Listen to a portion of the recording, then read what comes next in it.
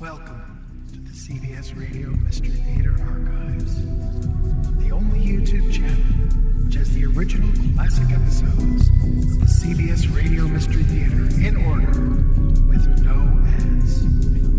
Thank you for listening, and now, enjoy the show.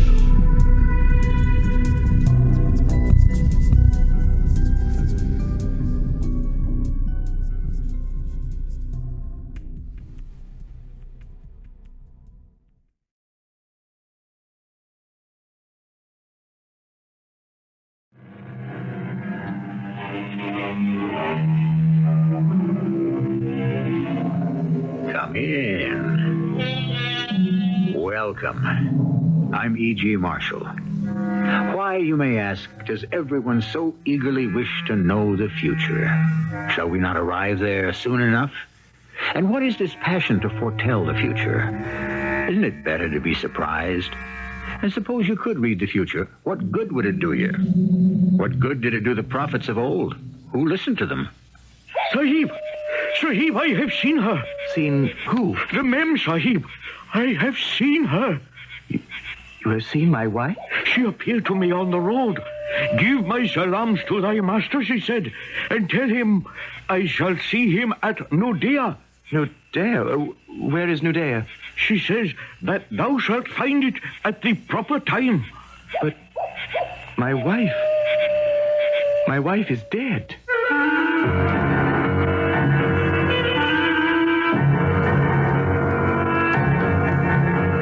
Our mystery drama, By Word of Mouth, was especially adapted from a story by Rudyard Kipling for the Mystery Theater by Sam Dann and stars Benson.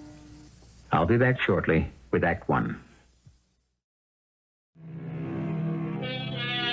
More men are killed by overwork than the importance of the world justifies, said Mr. Rudyard Kipling, who was no stranger to overwork himself. As a matter of fact, many of Kipling's stories are concerned with serious people who worked very hard and wound up with very little to show for it. Here's one of them. It shall be narrated in the words of the master himself.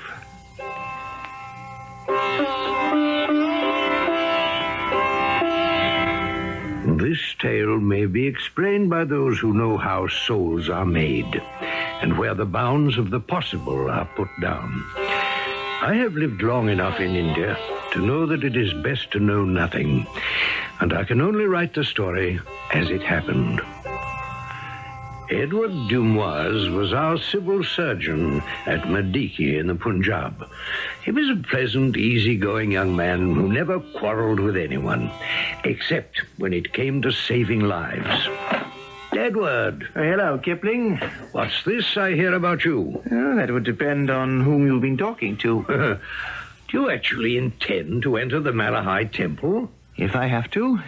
Edward, no European is permitted inside. Then let them bring her out. Well, you'll provoke a riot in the city. They can't surround that poor, sick little girl with a veil of dark superstition. You cannot violate a Malahide Temple. I'm a doctor. They happen to be a warrior caste. There could be a riot. This little girl will die if she's not treated immediately. She could very likely start an epidemic. Edward, she's not some poor little girl. She's a princess. She's the daughter of a Dunbar Raja. All the more reason to save her life. Edward, you're new to India. Let me explain. This high-born princess has been dedicated to the temple. She is a virgin priestess. No European is supposed to look at her. No man of any kind is even supposed to touch her. Oh, that's too bad. Because the fact is, I do have to look at her, and I do have to touch her. And I'll do it as modestly and respectfully as I can. Their law says you can't. Would they rather she died? Yes, but that's too simple an answer. Why? Doesn't it state the fact? The fact, yes. The idea, no. Her illness has been cast on her by all the gods and goddesses who make up the pantheon of the Malahide religion. It is their will that she died. Well, why? What did she do? Perhaps her beauty excited the envy of a jealous goddess. Who knows? I do. And so do you. She most likely drank some polluted water. Edward, the colonel has asked me to use persuasion. I'm a civil servant. The colonel has no right. The Colonel is thinking of the overall situation. Kipling, if you have your carriage outside, could you give me a lift to the temple?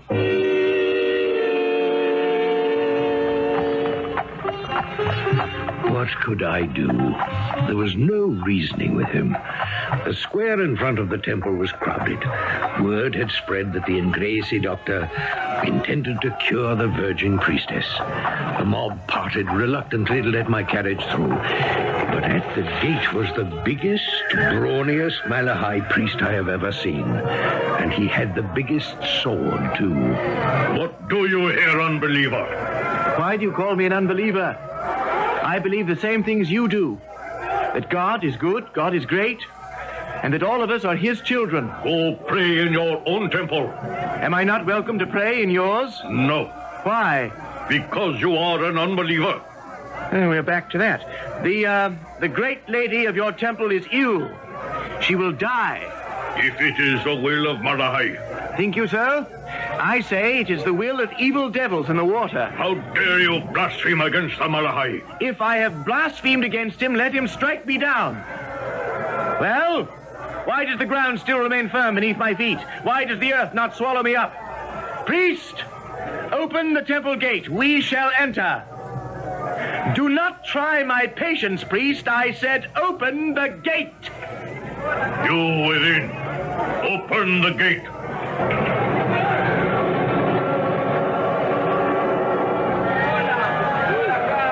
You want to come along, Kipling? I'm in this deep. I wonder if we'll ever get out of it alive. I had never been in a Malachi temple. I was not prepared for the riches, the beauty. The walls, it seemed, were of gold and encrusted with diamonds and rubies. Everywhere one looked were immense silver statues. What wealth, while the people starved. We came to a larger room. It was sparsely and simply furnished. In the center was a bed. On the bed was a girl, a young woman, perhaps 20 years old, with radiant black hair and the most beautiful face I had ever seen, even though it was strained by pain and illness. I will examine the priestess. Examine. That's what I said. You will advance no further. I intend to cure the priestess. Weave your spell from where you stand. Oh, that's impossible. I must take a pulse, a respiration, study the coloration of her skin. Give her this medicine. The Malachi forbids it. Then let the Malachi stop me. Edward, don't be a fool. Come back. Let's get out of here. Edward, before it's too late. It's too late now. Good morning, most reverend priestess. Do you speak English? I'm afraid my Hindi isn't very good. I haven't been very long in the country. Can you tell me where it hurts? No, Edward. Don't reach for her hand. Well, let me feel your pulse at any rate. Well, son, you've gone ahead and done it. Old man, you want to give me a hand here? Well, I may as well be hanged for a jackass instead of a goat. Much obliged. Now, open up that medical bag. Give me the small bottle. That's the one. Edward. I think we can take the fever down. They expect her to die. She's not out of the woods yet. But don't you see, Edward? Now they can blame it on you. On me? You forced your way inside. You defiled the holy high priestess, and that's why she died. I'll take a larger bottle, too. No, the other one. That's it. It'll be an excuse for rioting, bloodletting. She has a chance. Well, Your Highness, you feel a little bit better? Can you breathe a little more easily? Yes. Don't try to talk yet. You there, priest. Listen, she is to be given a spoonful from this large bottle every 2 hours, a spoonful from the small bottle every 4 hours. They're not going to do what you tell them. But they have to. Do you think they would dare to touch any of your medicines? Well, if they won't take care of her, I'll just have to do it myself. And he did. He stayed 3 days in that temple and nursed her round the clock. On the 4th day, he staggered out of there and into my waiting carriage. She's going to be all right. She's going to live. She is? Yes. The fever's down. True color is back. She has an appetite. Yes, she's a healthy young lady again. How long do you think she'll live, Edward? I don't know what the life expectancy is in India, Kipling, but for a young woman of her rank and position... Well, I would say she might expect to live about a week. What did you say? She's been defiled by your touch. But I cured her. And since she's been defiled, she will be turned out of the temple. Her family also will cast her out. No one will have anything to do with her. But this is... This is the way it is. They will actually turn her out into the street? Yes. I find that impossible to believe. In India, find nothing impossible to believe. She'll be lucky if they don't stone her to death. It's my fault. Not really. If you hadn't treated her, she'd have died in any case. What's that? They're going to open the temple gate. That's her. The priestess. The former priestess. What's going to happen? I told you what was going to happen. People of the city, behold the priestess who is priestess no longer. Defiled and polluted by the eyes and the hands of the unbelievers. Behold, one who is already dead.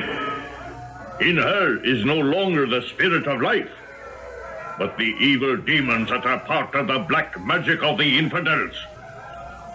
You, Lala, daughter of kings, princess and priestess no longer, be gone from us.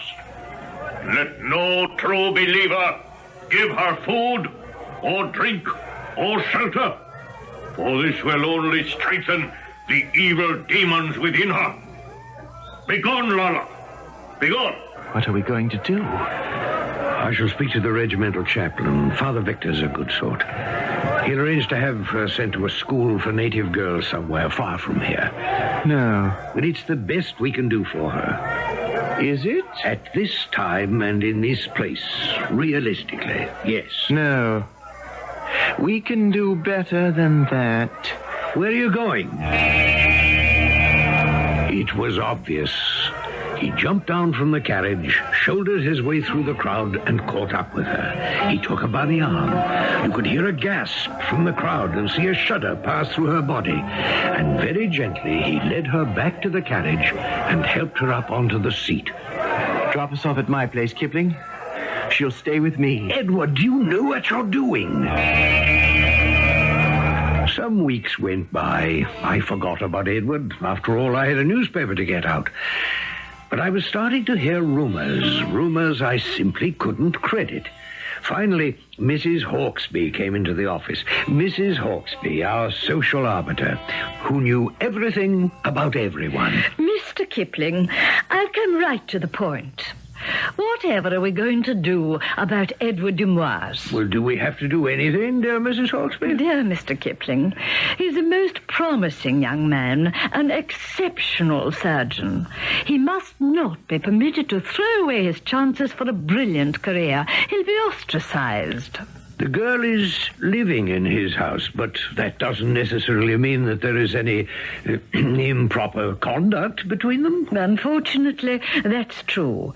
He simply cannot marry a native girl. Marry? Who said anything about marriage? He has already asked Father Victor to perform the ceremony. Well, it's impossible. Weren't you the one who told me that nothing is impossible in India? Yes.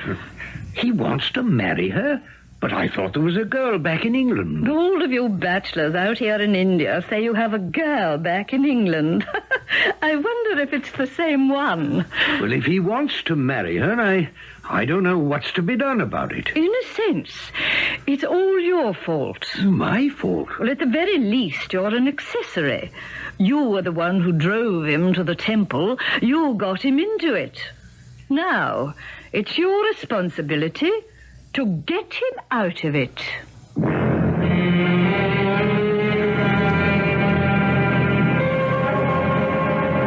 And Thus, even before you have a chance to prepare your defense, you discover, as Mr. Kipling did, that the jury has already returned with the verdict. What they probably want him to do is to talk with Dr. Edward Dumoise, something he's already done before with very little success. Well, he gets another chance at it in Act 2, shortly. East is east, and west is west, and never the twain shall meet, said Mr. Rudyard Kipling. But here he has gone ahead and violated his very own tenet in the story that he has written for us, because Mr. Kipling did stage a meeting between East and West, and not just a meeting, but a marriage. To continue. Are you feeling all right, Mr. Kipling? I haven't come here to talk about myself. I know. You've come to talk about me. Join the club. I know what you'll tell me. Physician, heal thyself. From what disease? From the worst disease a young man can catch. Nonconformity. Edward, you're sacrificing your prospects for a career. I'm not concerned with a career. All I want to do is practice medicine. And that's all you will do for the rest of your life. But isn't that exactly what I was trained to do? Edward, there are things to be considered in a marriage. Just one thing. Love. And we are in love. Love. She's beautiful, Kipling, the most beautiful woman in the world. God, I agree, but this is India. Why does everyone keep saying, this is India, this is India? Why are things different in India? She's beautiful now, Edward. Ravishing. But it doesn't last long. They bloom early, these lovely Indian blossoms, and they wither early. Well, she'll be 30 and she'll look like 60. Scrawny and bony, or else fat and squat.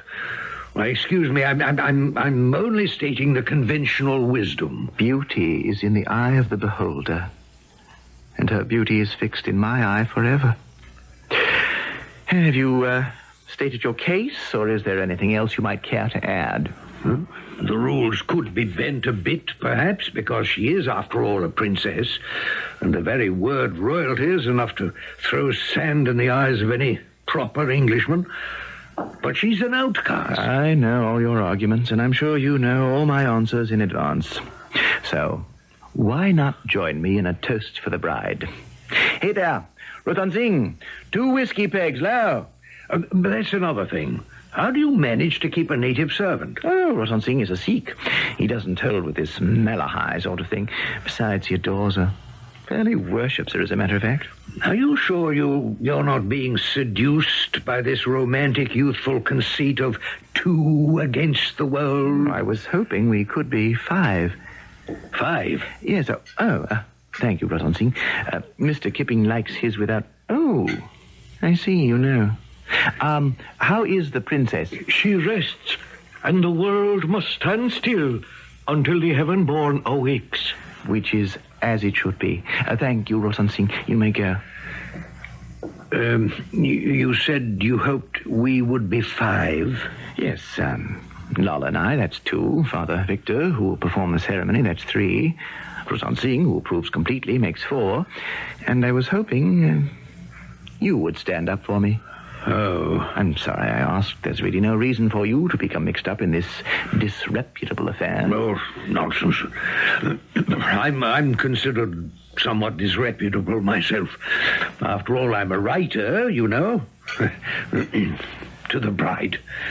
To the bride. And so they were married, as they say in a million stories, including quite a few of my own. If I had thought she was beautiful when I had seen her lying ill in the temple, she was positively radiant at her wedding, and each day, if possible, she grew fairer. She was seen only on rare intervals, when she would ride in her carriage driven by the faithful Rotan Singh, and men would stop to stare at her, and women to sigh, and everyone was wrong about Edward's being cast out of society. He was besieged with invitations to dinners, balls, parties, but he refused them all. I'll come right to the point, Mr. Kipling. We must do something about poor Edward Dumoise. Oh, isn't that too late now, Mrs. Hawksby? Whatever are you talking about? Well, he went and did the unspeakable, didn't he? He married a native girl. My dear Kipling, there are native girls and there are native girls. Oh, I've always been aware of that. Besides, beauty makes its own laws. We are too few in the land and too dependent on each other. He simply must come out into society with his wife. Why don't you tell him that? I have, but he won't listen to me. Well, isn't it obvious he doesn't listen to me either? You're supposed to be clever. Can't you think of something? But I thought I would become an outcast, a pariah. Or so all my good friends took such great pains to tell me. What can we do with the world? Take it as we find it. Now, you must get out more. It isn't fair to Lala. Lala is quite content to remain at home. Well, then it isn't fair to you. But I don't care to go out. I have another life now. But of course you do. You're a married man. But that doesn't mean that nothing, no one else exists. Nothing and no one exists for me but Lala. Oh, dear. You must also live in the world. We have a world of our own.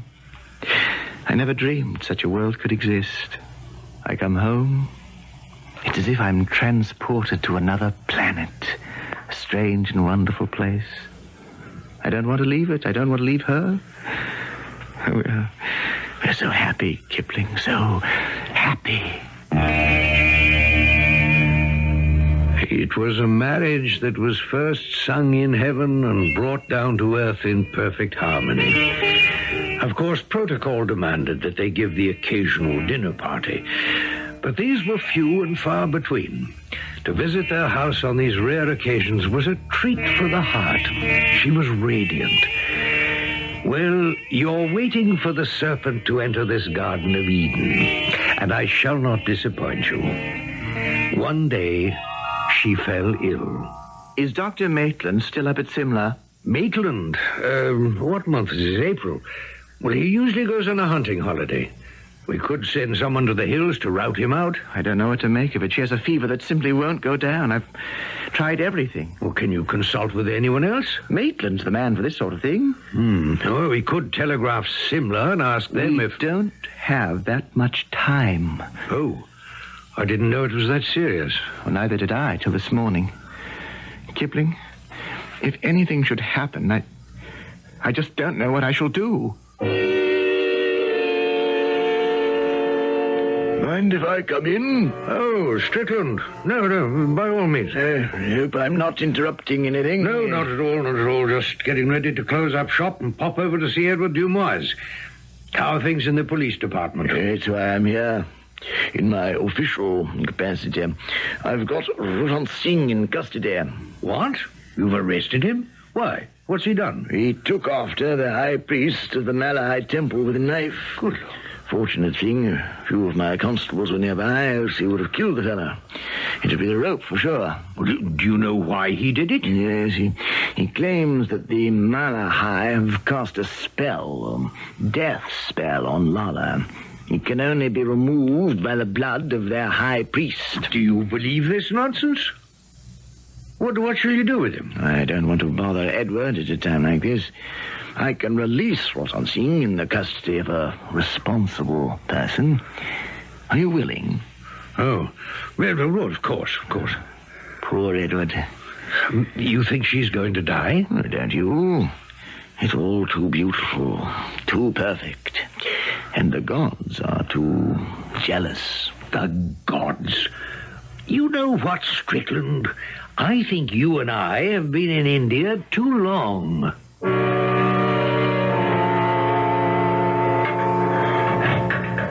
I should have killed a pig, Kipling Sahib. But we shall have no more of that, Horton Singh.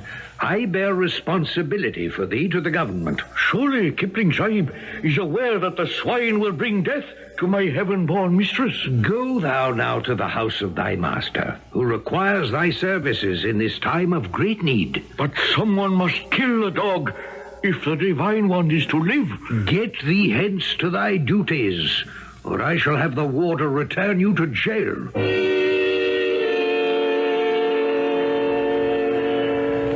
You sit amongst the miracles of the 19th century, the telephone, the telegraph, the incandescent lamp, the railroad, the steamboat, and to the average native here in India, these things are all works of magic. And yet there is another magic here in this ancient land, a magic that controls the mind, the body, life and death. I was tempted to go to the Malahai priest and ask him, or bribe him, to remove the spell. The spell. Listen to what I'm saying. But of course that wouldn't do. I went instead to Edward's house. I think she's better. Look, there's more color. No, she's worse. I know she's worse. Try to be calm, Edward. How can I be calm? I'm helpless. I'm supposed to be a doctor, but I can't find anything wrong with her. She keeps getting weaker and weaker. Why? It could be some germ we know nothing about. Edward. Darling, don't try to speak. I must speak. I am being punished. Punished? Oh, my sweet, innocent darling. What did you ever do to deserve punishment? I was given in marriage to the god Malahai. No, darling. I was the bride of the god Malahai, and he summoned me to his palace in the heavens. Now, you mustn't say a thing like that, dearest. And so I lay there on my deathbed in the temple, waiting for him. And then I saw you, and I became false to my vow, because I fell in love with you, Edward. Darling, try to preserve your strength. And you fought with him for me, and your magic won. But you cannot triumph for long, because you are only mortal, and he is a god. Just hold on to my hand, Lala. Here, hold my hand. He sends for me. Darling, you're going to get well. I must leave you now, but I shall meet you very soon in Nudia. Hold my hand, darling. Come to me in Nudia, Edward. Remember Nudia. Remember. Lala?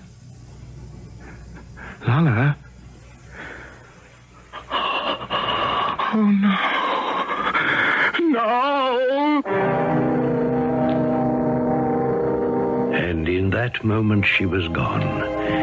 The deep and sparkling black eyes were now closed forever.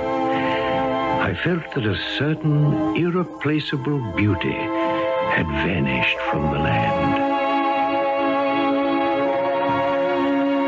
I shall meet you in Nudea. Where and what is Nudea? At any rate, how can they meet if she's dead? Well, who says it has to be a meeting in the traditional sense? You know us. We have all kinds of meetings. And we shall all meet here shortly for the third act.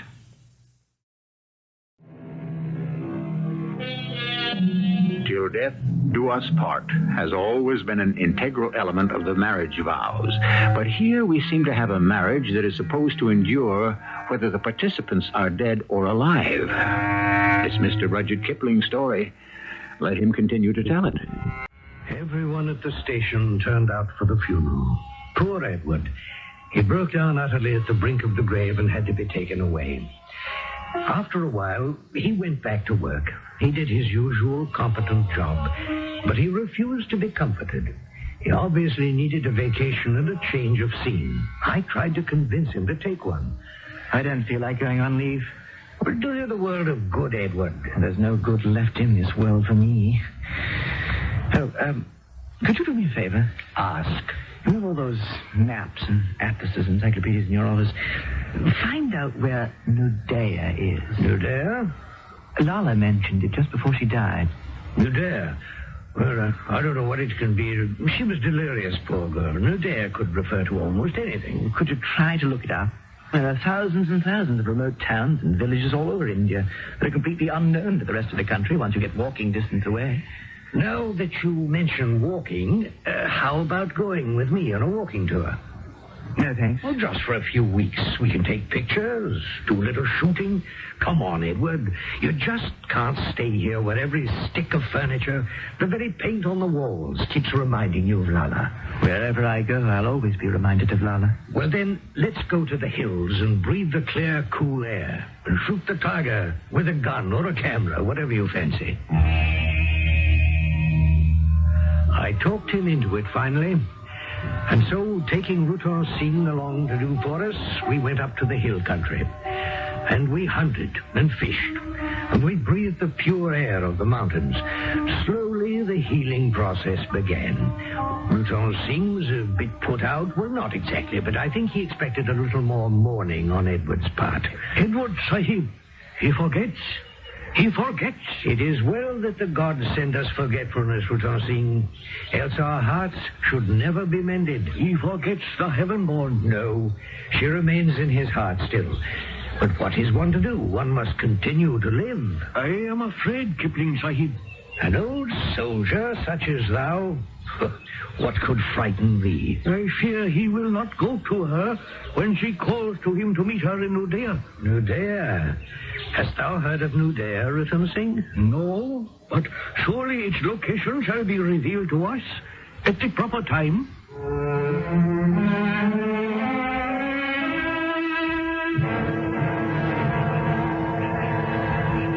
Beautiful night. Yes, and so peaceful. Is it? Really? Listen. How quiet. On the surface. There's no peace in India, Kipling. And you know it.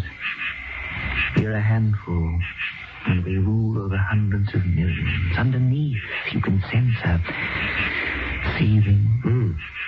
One day they'll rise up against us, drive us out of the land. Perhaps. You doubt it? Neither of us may live to see it. We must prepare them for that day, Kipling, so that when we are tossed out of this country, they shall be able to rule themselves decently. I understand. You're closer to these things than I am. Are we preparing them? On the whole, yes. There are those who believe we could be doing more. I don't know. We must drive out these base and ignorant superstitions. My wife, you only saw beauty in her, but there was more. There was a woman of remarkable intelligence. And yet, you heard her on her deathbed. Yes. She devoutly believed that she was betrothed to a god, that he sent for her. You know, while she spoke those words, I believed it too. So did I. How long have we been away? I don't know.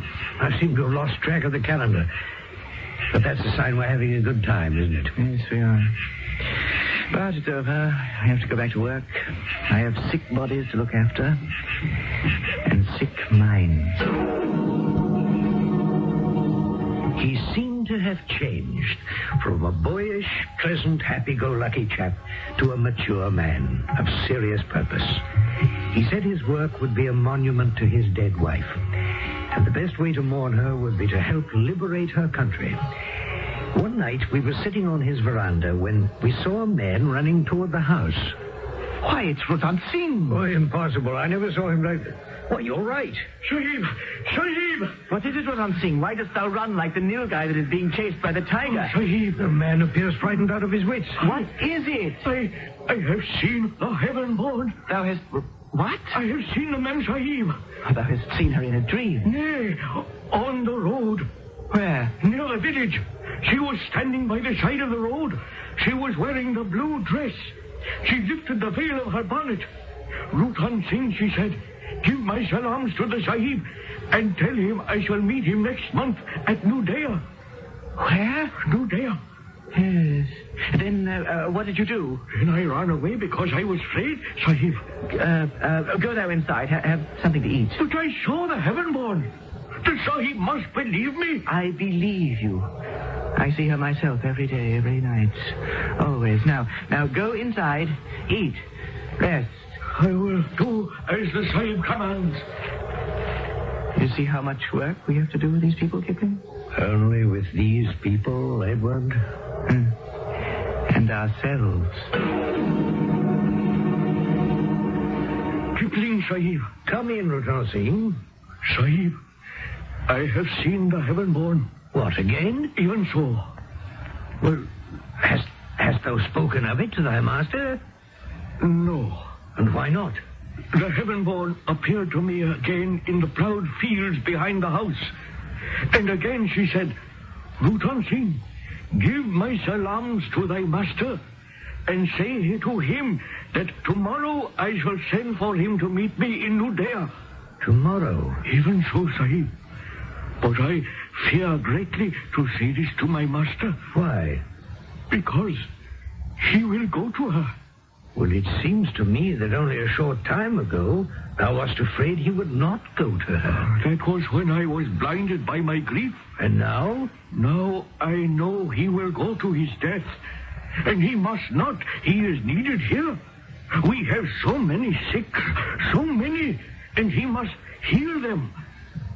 Therefore, I shall not give him the message from the heaven-born. Is this right? Thou art a man, Rutan Singh. The decision is thine. I have already made it. But another decision had also been made at the government headquarters in Simla. The Surgeon General had sent a telegram to Dr. Edward Dumoise at Murdiki in the Punjab. Terrible outbreak of cholera in Nudea in Bengal. Doctors urgently needed. Request you volunteer for service if you can be spared from your present duties. Detailed instructions of how to travel to Nudea will follow. Nudea? There's no question about it. I'll go. Edward, wait. Can you be spared? For a few weeks, a month or two, why not? The patent can cover for me in case of any emergencies. Edward, you haven't been ordered. I've been asked. Cholera. It kills more doctors than patients. Well, that's no reason to refuse. Sahib, I have heard the news. Good. Start thou then to pack a kit. No, Sahib. No, do not go. What is this? The Sahib goes to his death. Go to thy room and begin to pack. Sahib, it is not right. Go, Ratan Singh, I command thee. Edward. What is it? Don't go. You too? Don't go. You won't come back. I can't think of that. How did she know about Nudea? Tell me how. Well, you said she was delirious. She was raving. She spoke a word. We don't even know it was Nudea. Oh, it's a coincidence. Those are your own words. They were my words. Then for all your education and background, the fact is you believe in superstition. I neither believe nor do I disbelieve. I'm only saying that if you go, you have every chance to die of cholera. It's true. But I have no choice. My dear fellow, you can plead heavy workload here. No one will think the less of you. If I refuse to go, my work here will be over. Nonsense. My useful work, my larger work, my work against the diseases, not just of the body, but of the mind. I don't see how. Everyone will say I stayed home because I was afraid to face my fate. No nonsense. Shall I then tell the native mother that her child does not get sick and die because there is an evil demon who wishes to eat him, but simply because she did not boil the water he drinks? You see, Kipling, I cannot convince the people by showing them germs under a microscope. I can only go to Nudea to fight against fate. But if you die there, what good would that do? At least I will have died fighting evil. And I will not have been proved wrong. I will only have lost a battle. My successor will have a chance to win the war. But still, I have no choice. And you know it. I'm right. Yes. You're right. I never saw him again. 3 weeks later, I received a telegram from the chief public health officer at New Dare, a remote village in Bengal, which was in the heart of the plague area. And it said that Dr. Edward Dumoise died suddenly of the cholera after working day and night without rest. As a personal note, the surgeon added that he died with a smile on his face. I would like to believe that Lala was waiting for him. But he is not forgotten. Rutal Singh carries on. Daily he walks through the village, admonishing, threatening. Mudhead, boil that water. You there, wash the child's hands before he is permitted to eat. Open the door. Let there be fresh air and light. Why has this little one not been taken to the dispensary for the vaccinations? Fools. There are no evil spirits. There are only germs. And thus it is truly said, no man ever dies while his words and his works endure. Amen. And the words and the works of men like Edward Dumoise continue to this day, even though India is no longer the British Raj. And whatever human glory that faraway land achieves in times to come, men like Edward Dumoise shall be a part of it. I shall be back shortly. Of course, these things are never clear-cut or open and shut.